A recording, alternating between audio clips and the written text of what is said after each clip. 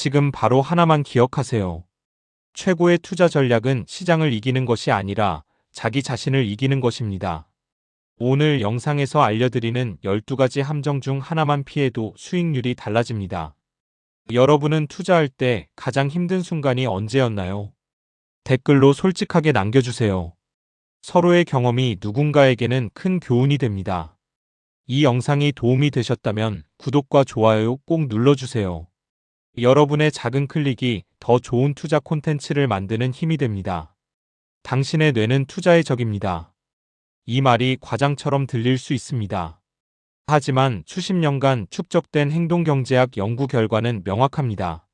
인간의 뇌는 원시시대 생존에 최적화되어 있지 투자에 최적화되어 있지 않습니다. 사바나 초원에서 맹수를 피해 살아남는 데 유용했던 본능이 현대 금융시장에서는 오히려 독이 됩니다. 많은 투자자들이 같은 실수를 반복합니다. 주가가 오르면 더 오를 것 같아서 사고 떨어지면 더 떨어질 것 같아서 팝니다.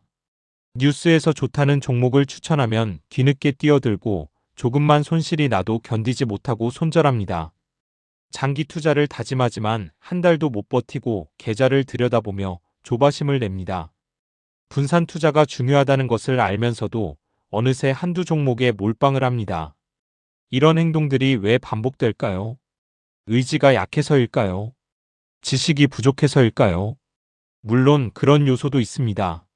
하지만 더 근본적인 원인이 있습니다.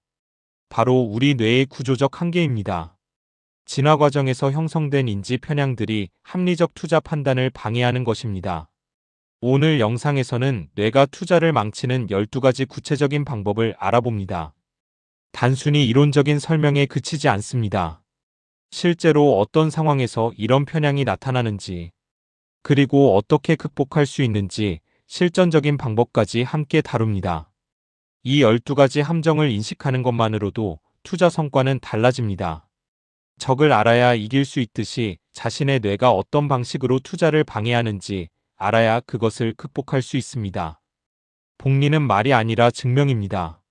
저도 매달 적립식으로 투자하며 이 효과를 누려보려고 하는 중입니다. 제 실제 투자 내역은 영상 마지막에 확인하세요. 뇌가 투자를 망치는 첫 번째 방법은 손실회피 편향입니다. 인간의 뇌는 이익을 얻는 기쁨보다 손실을 피하려는 고통을 훨씬 크게 느끼도록 설계되어 있습니다. 심리학 연구에 따르면 같은 금액이라도 손실의 고통은 이익의 기쁨보다 약 2배에서 2.5배 정도 강하게 느껴진다고 합니다. 100만 원을 벌었을 때의 기쁨보다 100만 원을 잃었을 때의 고통이 2배 이상 크다는 의미입니다. 이런 손실회피 성향이 투자에서 어떤 문제를 일으킬까요? 가장 흔한 현상은 손실을 확정짓지 못하는 것입니다. 투자한 종목이 하락하면 팔아야 손실이 확정되기 때문에 차마 매도 버튼을 누르지 못합니다. 언젠가 다시 오르겠지라는 희망을 품고 계속 보유합니다. 그러다가 손실이 더 커지고 결국 회복 불가능한 수준까지 떨어지는 경우가 많습니다. 반대로 수익이 나는 종목은 어떨까요? 조금만 수익이 나도 혹시 다시 떨어지면 어쩌지라는 두려움에 빨리 팔아버립니다. 손실은 끝까지 안고 가면서 수익은 빨리 확정짓는 것입니다. 이것이 바로 손실은 길게 수익은 짧게라는 최악의 투자 패턴입니다. 전설적인 투자자 조지 소로스는 이런 말을 남겼습니다. 틀렸다는 것을 인정하는데 부끄러움을 느끼지 않는다.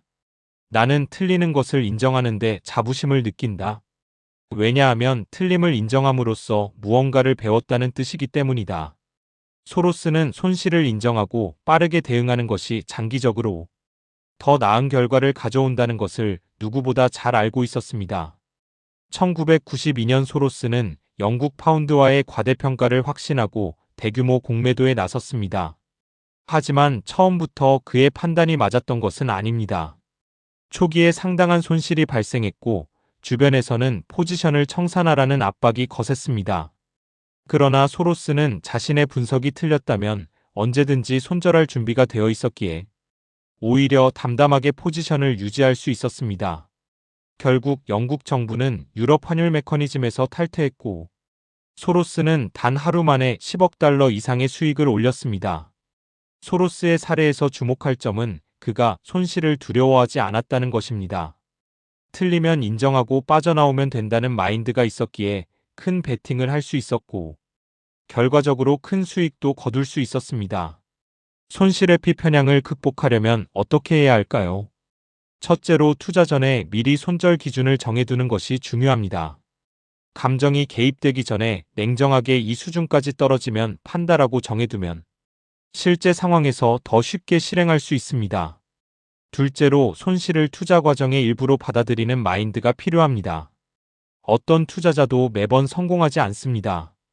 손실은 실패가 아니라 배움의 기회입니다. 뇌가 투자를 망치는 두 번째 방법은 확증 편향입니다.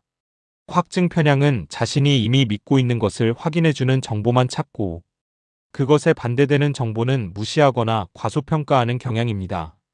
일단 어떤 종목이 좋다고 생각하면 그 종목의 긍정적인 뉴스만 눈에 들어오고 부정적인 소식은 대수롭지 않게 넘깁니다.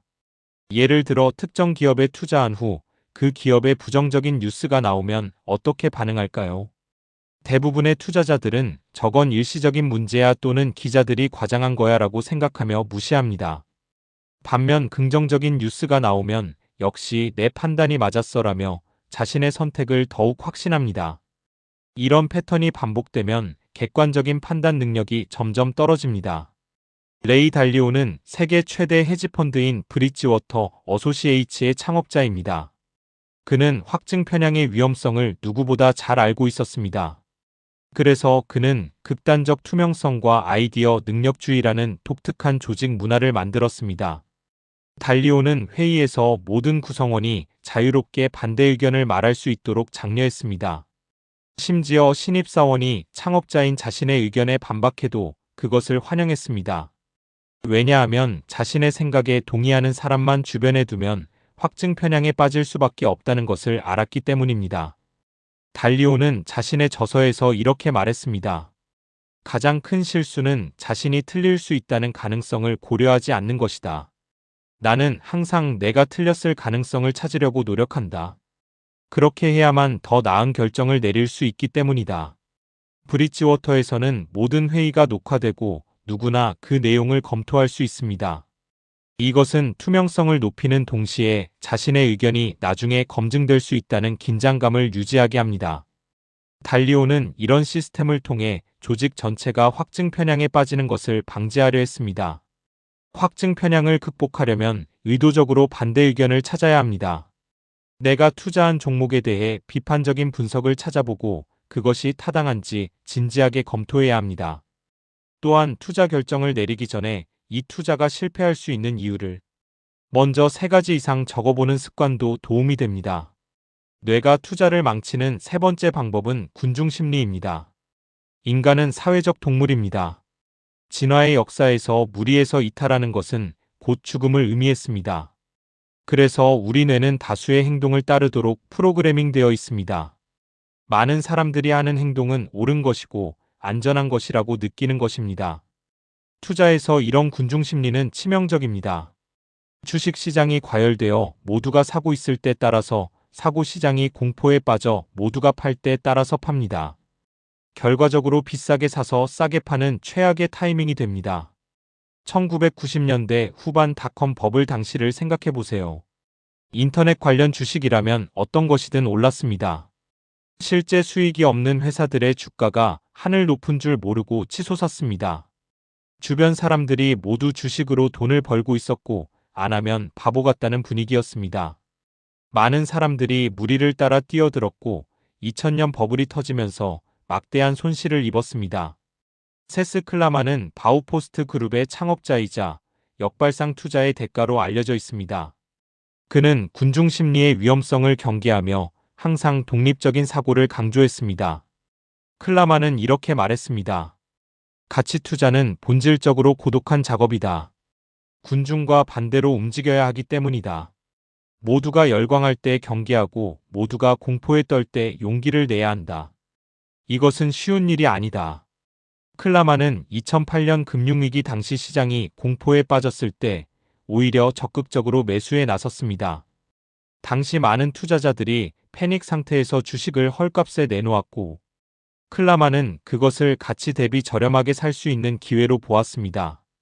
결과적으로 그의 펀드는 이후 몇 년간 시장 수익률을 크게 상회하는 성과를 거두었습니다. 클라만의 투자 철학에서 핵심은 군중의 감정에 휩쓸리지 않는 것입니다. 그는 시장 가격이 아닌 내재 가치에 집중했고 군중이 어떤 방향으로 움직이든 자신의 분석을 신뢰했습니다. 군중 심리를 극복하려면 먼저 자신만의 투자 원칙을 세워야 합니다. 명확한 원칙이 있으면 시장이 흔들려도 그 원칙을 기준으로 판단할 수 있습니다. 또한 뉴스와 소셜미디어에서 거리를 두는 것도 도움이 됩니다. 실시간으로 쏟아지는 정보가 오히려 군중 심리를 부추기는 경우가 많기 때문입니다. 뇌가 투자를 망치는 네 번째 방법은 최신성 편향입니다. 최신성 편향은 가장 최근에 일어난 사건이나 정보에 과도한 비중을 두는 경향입니다. 뇌는 최근 정보를 더 쉽게 기억하고 더 중요하게 여기도록 설계되어 있습니다. 이것이 투자에서 문제가 되는 이유는 최근의 시장 움직임이 미래에도 계속될 것이라고 착각하게 만들기 때문입니다. 주식 시장이 최근 몇 달간 올랐다면 앞으로도 계속 오를 것 같습니다. 반대로 최근 몇 달간 떨어졌다면 앞으로도 계속 떨어질 것 같습니다. 하지만 시장은 그렇게 단순하지 않습니다. 상승장 끝에 하락이 오고 하락장 끝에 상승이 옵니다. 최근 추세만 보고 투자하면 늘 한 발 늦게 됩니다. 2021년 말을 떠올려 보세요. 기술주들이 연일 신고가를 경신하며 모든 것이 오르는 것 같았습니다. 최신성 편향에 빠진 투자자들은 이 추세가 계속될 것이라고 믿었습니다. 하지만 2022년 기술주는 급락했고 많은 투자자들이 큰 손실을 입었습니다. 하워드 막스는 오크트리 캐피탈 매니지먼트의 공동 창업자이자 시장 사이클에 관한 탁월한 통찰로 유명합니다. 그는 최신성 편향의 위험성을 항상 경계했습니다. 막스는 투자자들에게 보내는 메모에서 이렇게 썼습니다. 사람들은 최근의 경험을 영원히 계속될 것처럼 외삽한다. 최근 좋았으면 앞으로도 좋을 것이고 최근 나빴으면 앞으로도 나쁠 것이라고 생각한다. 하지만 역사는 평균 회귀를 보여준다. 극단적인 것은 오래가지 않는다. 막스는 시장 사이클을 이해하는 것이 투자 성공의 핵심이라고 강조합니다. 시장은 탐욕과 공포 사이를 진자처럼 오갑니다. 한쪽으로 너무 치우치면 결국 반대쪽으로 돌아옵니다. 최신성 편향은 이 사이클을 보지 못하게 막습니다. 막스의 투자 접근법은 지금 우리가 사이클의 어디에 있는가라는 질문에서 시작합니다. 모두가 낙관적일 때 그는 경계하고 모두가 비관적일 때 그는 기회를 찾습니다. 이것이 최신 정보가 아닌 긴 시간 축에서 시장을 바라보는 방법입니다. 최신성 편향을 극복하려면 역사적 관점을 유지해야 합니다. 지난 100년간의 시장 역사를 공부하면 지금의 상황이 특별한 것이 아니라는 것을 알 수 있습니다. 상승과 하락은 반복되어 왔고 앞으로도 반복될 것입니다. 뇌가 투자를 망치는 다섯 번째 방법은 앵커링 편향입니다. 앵커링 편향은 처음 접한 정보에 과도하게 의존하여 이후 판단이 그 기준점에 영향을 받는 현상입니다. 주식시장에서 가장 흔한 앵커링은 매입 가격입니다. 많은 투자자들이 자신이 산 가격을 기준으로 비싸다 싸다를 판단합니다. 예를 들어 어떤 주식을 5만 원에 샀다고 가정해 보겠습니다. 이후 주가가 3만 원으로 떨어졌습니다. 이때 많은 투자자들은 본전만 되면 판다라고 생각합니다. 5만 원이라는 매입 가격이 앵커가 된 것입니다. 하지만 그 주식의 현재 적정 가치가 2만 원이라면 어떨까요? 3만 원에 파는 것이 합리적인 판단입니다. 그러나 앵커링 편향에 빠진 투자자는 본전인 5만 원까지 기다리다가 더 큰 손실을 볼 수 있습니다. 반대 상황도 있습니다. 어떤 주식이 10만 원에서 5만 원으로 떨어졌을 때 과거 가격인 10만 원이 앵커가 되어 반값이니까 싸다라고 생각할 수 있습니다. 하지만 그 회사의 펀더멘털이 나빠져서 적정 가치가 3만 원이라면 5만 원도 비싼 가격입니다. 필립 피셔는 성장주 투자의 아버지로 불리는 전설적인 투자자입니다. 그는 앵커링 편향에서 벗어나 기업의 본질적 가치에 집중하는 것을 강조했습니다. 피셔는 이렇게 말했습니다. 주가가 얼마였는지는 중요하지 않다. 중요한 것은 그 기업이 5년 후, 10년 후에 어디에 있을 것인가이다. 과거 가격에 얽매이면 미래를 볼 수 없다. 피셔의 대표적인 투자 사례는 모토로라입니다. 그는 1950년대에 모토로라에 투자했고 주가가 오르락내리락하는 동안에도 기업의 성장 잠재력에 집중했습니다. 매입 가격에 연연하지 않고 기업의 미래 가치를 기준으로 판단했기에 장기간 보유할 수 있었고 결과적으로 엄청난 수익을 올렸습니다. 피셔의 철학에서 핵심은 과거가 아닌 미래에 집중하는 것입니다. 그는 기업의 경영진 품질, 연구개발 능력, 시장 지위 등 미래 성장을 결정하는 요소들을 분석했습니다. 주가의 과거 움직임은 그의 판단 기준이 아니었습니다. 앵커링 편향을 극복하려면 매입 가격을 잊어야 합니다. 지금 내가 이 주식을 보유하고 있지 않다면 현재 가격에 살 것인가라는 질문을 던져보세요. 답이 아니오라면 매도를 고려해야 합니다.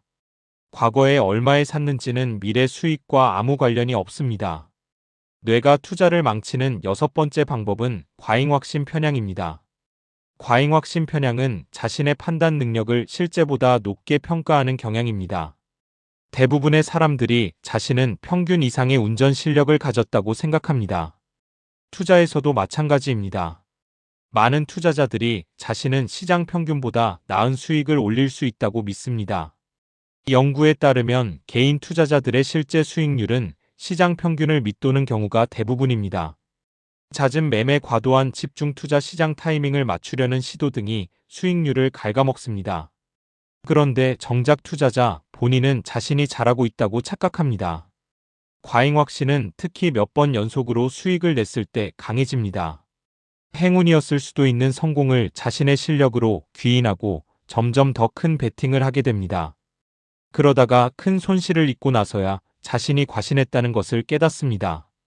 찰리 멍건은 버크셔 해서웨이의 부회장이자 워런 버핏의 오랜 파트너였습니다.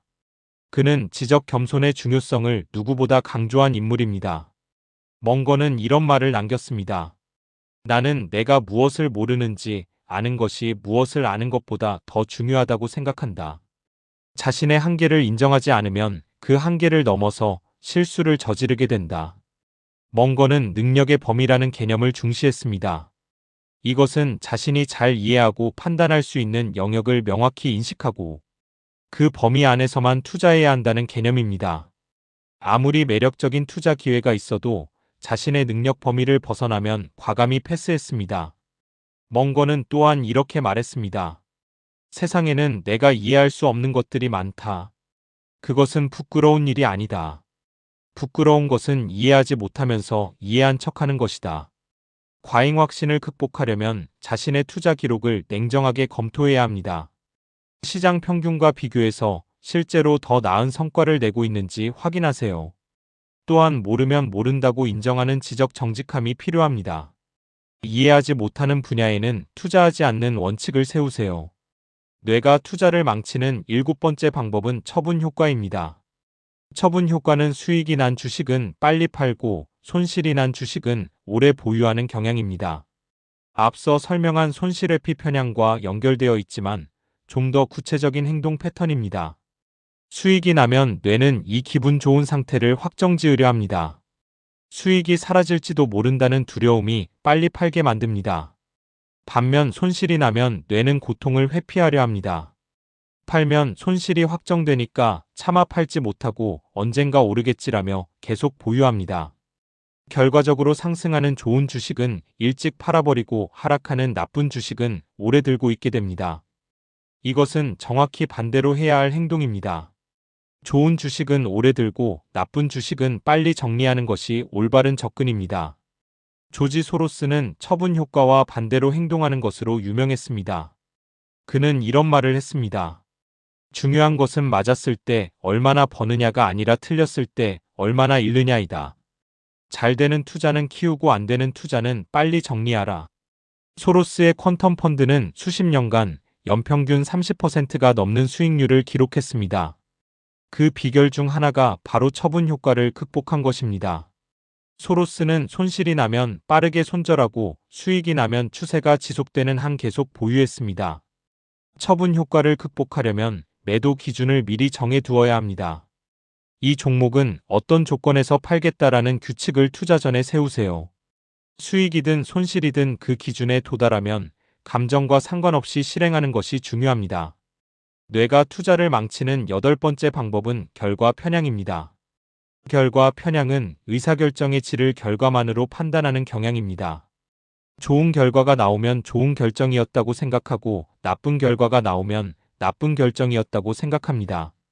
하지만 투자에서는 좋은 결정이 나쁜 결과로 이어지기도 하고 나쁜 결정이 좋은 결과로 이어지기도 합니다.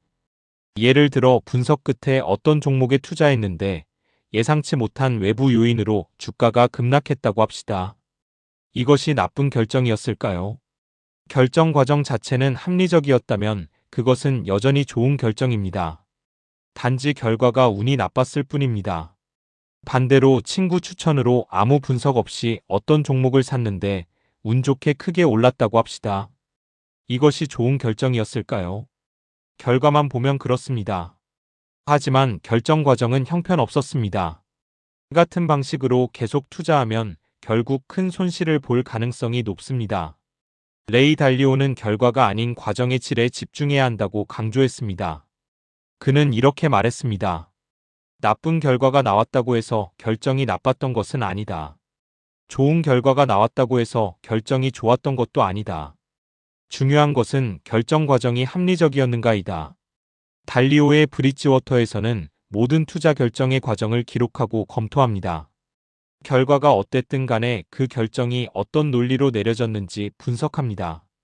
이렇게 하면 행운에 의한 성공과 실력에 의한 성공을 구분할 수 있고 의사결정 과정을 지속적으로 개선할 수 있습니다. 결과 편향을 극복하려면 투자 일지를 쓰는 것이 도움이 됩니다. 투자 결정을 내릴 때 그 이유와 논리를 기록해 두세요. 나중에 결과와 상관없이 그 과정을 검토하면서 자신의 의사결정 품질을 평가할 수 있습니다. 뇌가 투자를 망치는 아홉 번째 방법은 가용성 편향입니다. 가용성 편향은 쉽게 떠오르는 정보를 더 중요하거나 더 흔하다고 착각하는 경향입니다. 최근에 본 뉴스 인상 깊었던 사건 주변 사람의 경험 등이 판단에 과도한 영향을 미칩니다. 예를 들어 친구가 특정 종목으로 큰 돈을 벌었다는 이야기를 들으면 그 종목이 좋은 투자처인 것 같습니다. 하지만 그 친구의 성공은 수많은 실패 사례 중 하나의 예외일 수 있습니다. 반대로 주변에서 주식으로 손해본 이야기만 들으면 주식시장 전체가 위험하다고 느낍니다. 실제로 장기적으로 시장은 우상향해 왔는데도 말입니다. 언론의 영향도 큽니다. 뉴스는 극적인 사건을 보도합니다. 주가 폭락 파산 대박 같은 뉴스가 머리에 각인됩니다. 하지만 이런 극단적인 사례는 전체의 아주 작은 부분일 뿐입니다. 대부분의 투자는 그렇게 극적이지 않습니다. 하워드 막스는 언론과 시장 분위기에 휩쓸리지 않는 것의 중요성을 강조했습니다. 그는 이렇게 썼습니다. 대중이 아는 것은 보통 이미 가격에 반영되어 있다. 뉴스에 나오는 정보로 투자 결정을 내리면 이미 늦은 것이다.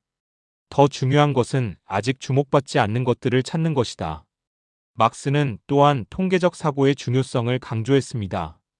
몇 가지 사례가 아니라 전체적인 데이터와 확률을 바탕으로 판단해야 한다는 것입니다. 친구의 성공담 한 건보다 수천 개의 투자 사례를 분석한 연구가 더 신뢰할 만합니다.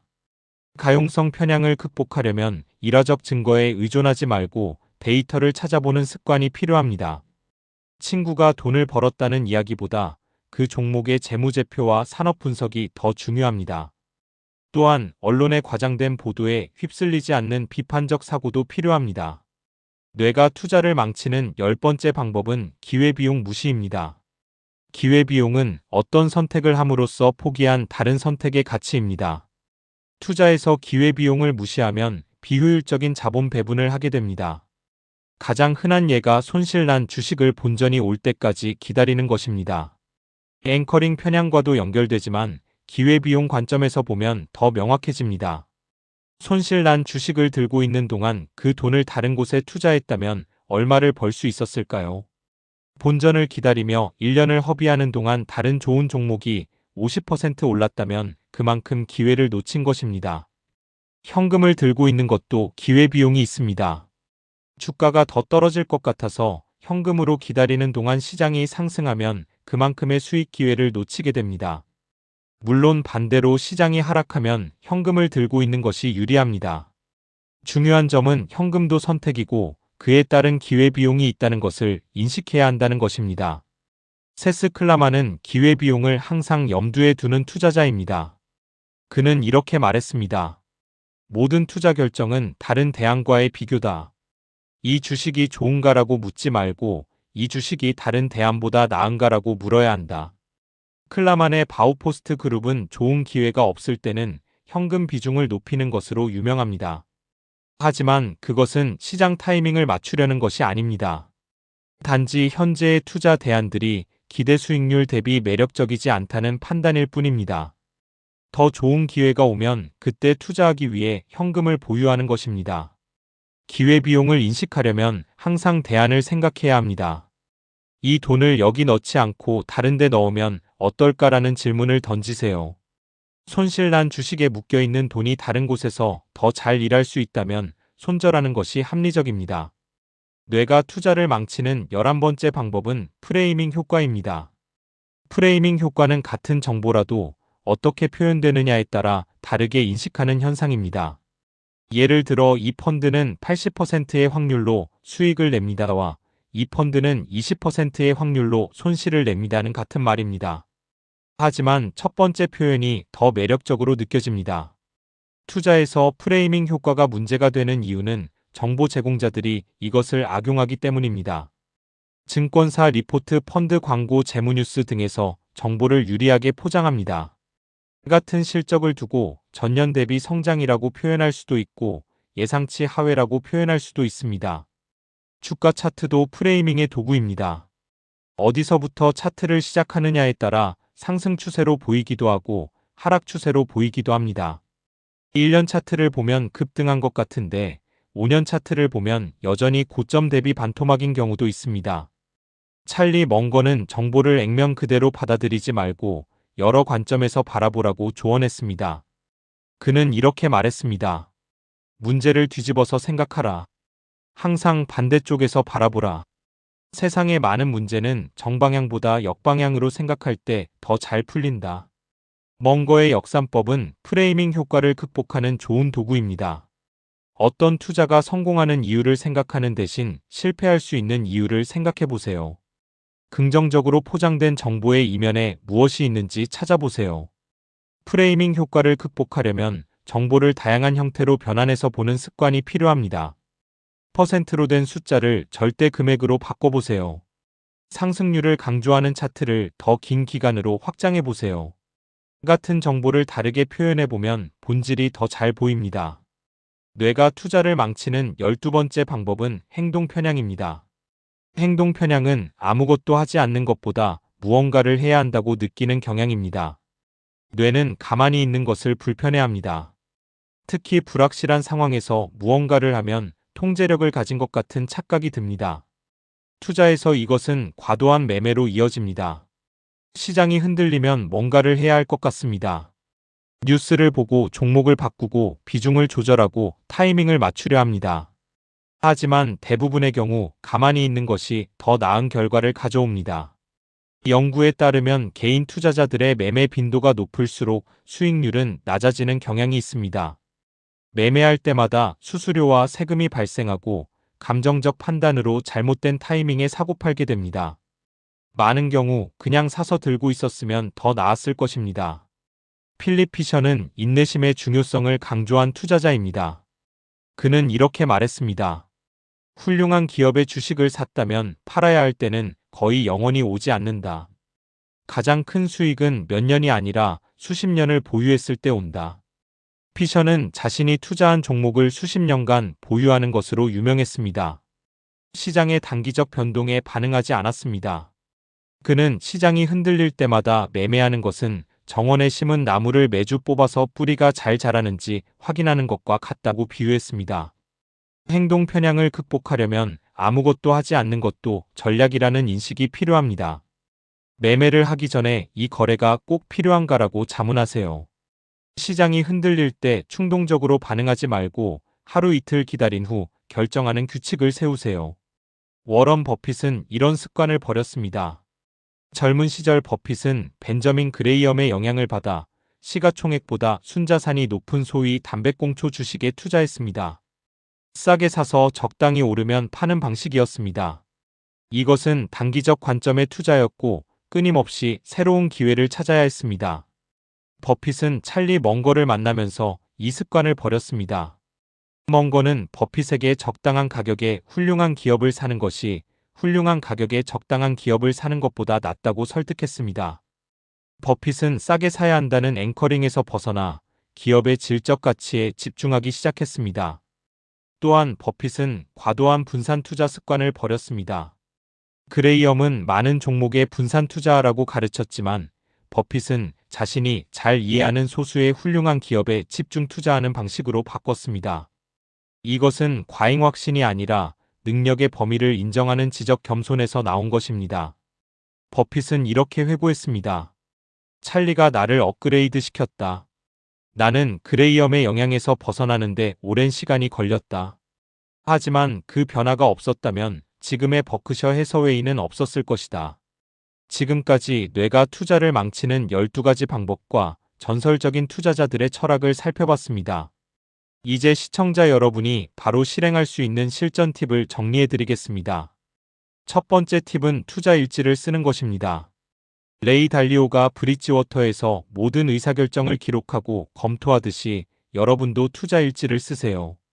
복잡할 필요 없습니다. 종목을 사거나 팔 때 날짜와 가격 그리고 그 결정을 내린 이유를 적으면 됩니다. 예를 들어 2025년 1월 15일 삼성전자 5만원에 매수 이유는 반도체 업황 회복 기대 목표가 7만원 손절가 4만원 이렇게 간단히 적습니다. 나중에 이 기록을 보면서 내 판단이 맞았는지 어디서 실수했는지 검토할 수 있습니다. 투자 일지의 핵심은 결과가 아니라 과정을 기록하는 것입니다. 수익이 났든 손실이 났든 그 결정이 합리적이었는지를 평가하세요. 이것이 결과 편향에서 벗어나는 방법입니다. 두 번째 팁은 반대 의견을 적극적으로 찾는 것입니다. 확증 편향을 극복하려면 의도적인 노력이 필요합니다. 내가 좋다고 생각하는 종목에 대해 비판적인 분석을 찾아보세요. 검색할 때 해당 기업 리스크 또는 해당 기업 우려 같은 키워드로 검색해 보세요. 투자 결정을 내리기 전에 이 투자가 실패할 수 있는 이유를 3가지 적어보는 습관도 좋습니다. 처음에는 어색하지만 이 과정을 거치면 더 균형 잡힌 판단을 할 수 있습니다. 찰리 멍거가 말한 역삼법입니다. 친구나 가족 중에 투자에 관심 있는 사람이 있다면 서로의 아이디어에 반론을 제기해주는 역할을 해보세요. 레이 달리오가 브릿지워터에서 만든 것처럼 서로 건설적으로 비판하는 문화가 도움이 됩니다. 세 번째 팁은 매매 규칙을 미리 정하는 것입니다. 손실 회피와 처분 효과를 극복하는 가장 효과적인 방법은 감정이 개입되기 전에 규칙을 정해두는 것입니다. 투자하기 전에 어떤 조건에서 팔겠다라는 기준을 세우세요. 예를 들어 목표 수익률 30% 도달 시 절반 매도, 손실 15%시 전량 손절과 같은 규칙을 정합니다. 이 규칙은 투자 일지에 함께 기록해 두세요. 실제로 그 상황이 오면 감정과 상관없이 규칙대로 실행합니다. 물론 규칙은 상황에 따라 조정할 수 있습니다. 하지만 조정은 시장이 흔들리는 중이 아니라 차분할 때 하세요. 조지 소로스처럼 손실을 인정하는데 부끄러움을 느끼지 않는 마인드가 필요합니다. 네 번째 팁은 매매 빈도를 줄이는 것입니다. 행동 편향을 극복하려면 의도적으로 매매를 줄여야 합니다. 필립 피셔처럼 훌륭한 기업을 사서 오래 보유하는 것이 잦은 매매보다 낫습니다. 구체적인 방법으로 매매 최소 대기 시간을 정하세요. 종목을 사고 싶다는 생각이 들면 최소 48시간을 기다린 후 결정합니다. 48시간이 지나도 여전히 사고 싶다면 그때 매수하세요. 충동적인 매매의 상당 부분이 이 대기 시간 동안 사라집니다. 또한 시장을 너무 자주 확인하지 마세요. 하루에도 여러 번 주가를 확인하면 작은 변동에 반응하게 됩니다. 장기 투자자라면 일주일에 한두 번 확인해도 충분합니다. 하워드 막스의 말처럼 중요한 것은 일간 변동이 아니라 장기적 사이클입니다. 다섯 번째 팁은 기회비용을 계산하는 습관을 들이는 것입니다. 세스 클라만이 강조한 것처럼 모든 투자는 대항과의 비교입니다. 특히 손실난 종목을 보유하고 있을 때 기회비용을 계산해 보세요. 지금 이 돈을 다른 데 넣으면 1년 후 얼마가 될까라는 질문을 던지세요. 손실난 종목이 본전까지 회복하는 것을 기다리는 동안 다른 좋은 종목에서 30% 수익이 날 수 있다면 그만큼 기회를 잃는 것입니다. 매입 가격을 잊으세요. 필립 피셔의 말처럼 중요한 것은 과거가 아니라 미래입니다. 지금 이 주식을 보유하고 있지 않다면 현재 가격에 살 것인가라는 질문에 답해 보세요. 답이 아니오라면 매도를 고려해야 합니다. 이 5가지 팁은 서로 연결되어 있습니다. 투자 일지는 결과 편향을 극복하고 반대 의견 찾기는 확증 편향을 극복하고 매매 규칙은 손실 회피와 처분 효과를 극복하고 매매 빈도 줄이기는 행동 편향을 극복하고 기회비용 계산은 앵커링 편향을 극복합니다.